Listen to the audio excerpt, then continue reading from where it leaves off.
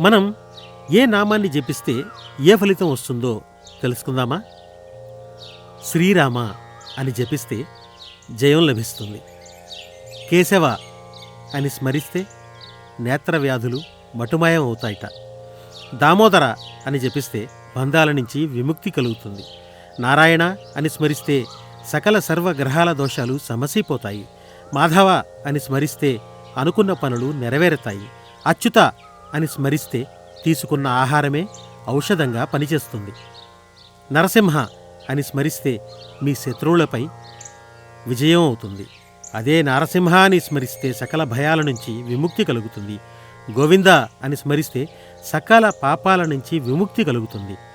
శ్రీ లక్ష్మీనారాయణుణ్ణి స్మరిస్తే సకల సంపదలతో మీ గృహం కలకలలాడుతుంది. సర్వేశ్వర అని స్మరిస్తే మనం చేపట్టిన కార్యం సత్వరమే జరుగుతుంది, విజయం కలుగుతుంది. జగన్నాథ అని స్మరిస్తే సర్వభయాలు తీరి ప్రశాంతత వస్తుంది. కృష్ణ కృష్ణ అని స్మరిస్తే కష్టాలు పోతాయి. శివశివ అని స్మరిస్తే సకలము దరిచేరతాయి.